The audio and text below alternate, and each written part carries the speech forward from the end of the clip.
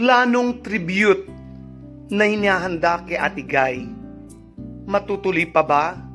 At si Miss Nora Honor may plano na palang magpaalam sa show business. Gaano katotoo ito? At ito ba ay talagang mangyayari?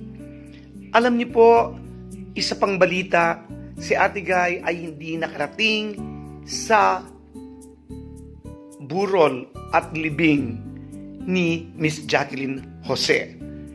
Pero alam niyo ba, sa kabila ng lahat ng ito, mayroong isa tayong masasabi at balitang-balita.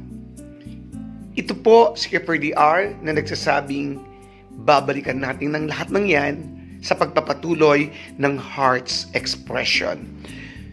Kumusta mga ka-Heart Expression? Ito po ang inyong lingkod, Kuya Ferdy R, na nagsasabing kayo po nawa ay nasa mabuting kalagayan at pagpalain tayo ng Diyos. Salamat po sa patuloy na pagtangkilik ng Heart's Expression, sa mga nagla-like, sa mga nag-subscribe na, at hindi pa nag-subscribe, please subscribe po natin ang YouTube channel Heart Expression. Panuorin po natin ang videos, tapusin, at syempre po, i-share po natin ito at mag-abang-abang na po tayo sapagkat anytime maaring mas makita na po natin si Ate Guy sa Lilet Matias Attorney at Law. Malapit na po yun, abangan po natin sapagkat talaga namang ibang papel po ang gagampanan naman ni Miss Nora Honor.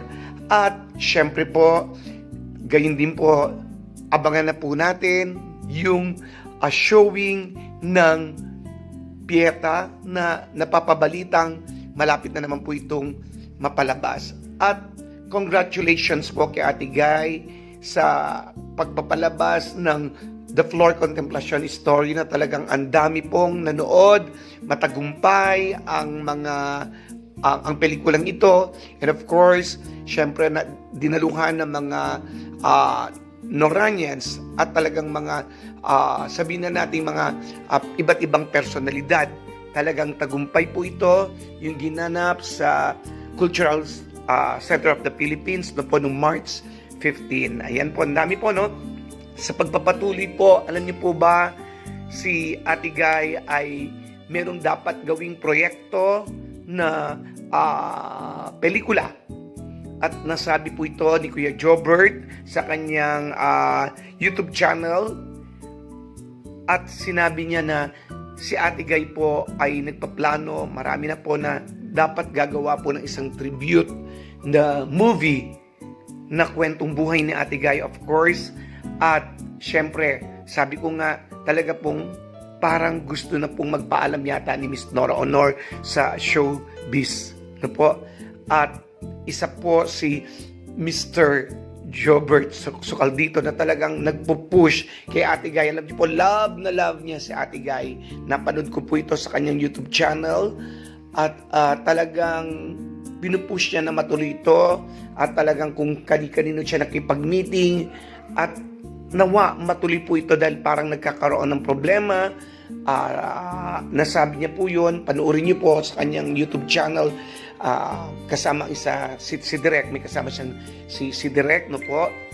At nakalimutan po yun ni Direk, pero ayun po, nakapost po yung pangalan niya, ipapost po natin.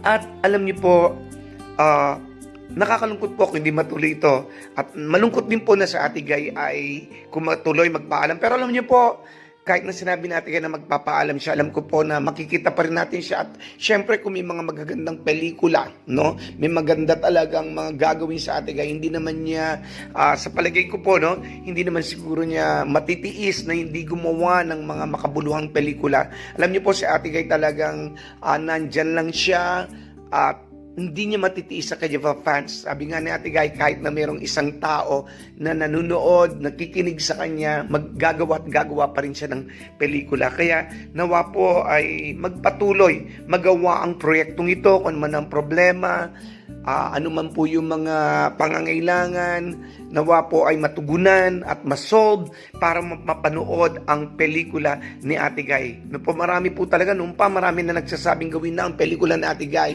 Ang buhay niya, isa pelikula. Yung kasaysayan niya, kasi talaga namang ang ganda ng kwento ni Ate Guy, talagang isang inspirasyon sa atin at talagang makabuluhang kwento ito. Yan po si Ate Guy, napakababa ng loob.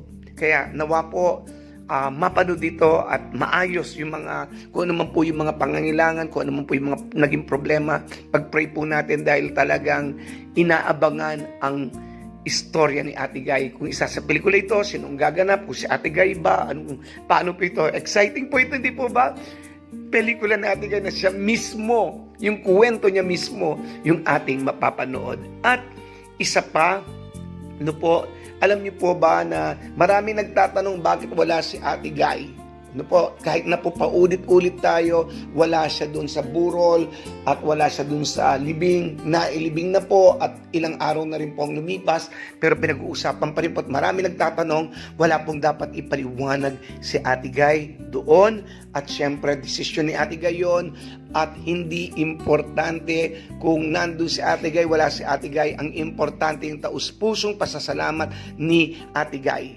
At alam niyo po ba, sa totoo lang, sa lahat po, yata ng mga nagbigay ng mensahe, trending yung mensaheng ibinigay ni Miss Nora Honor sa burol o kamatayan ni Miss Jacqueline Jose. Hindi po pagandahan ito, pero ang ibig sabihin, mararamdaman mo na galing sa puso, kahit nung wala dun si Ate Guy, ramdam na ramdam mo yung pagmamahal niya kay Miss Jacqueline Jose. At alam niyo po, nag-trend po ito, trending, at talagang kahit nung wala siya roon, may nagsasabi na yung mensahe niya talagang makabuluhan at talagang tagos sa puso. No po, talagang yung mensahe mismo talaga sa atin, makikita mo na nakikiramay siya ng taos puso.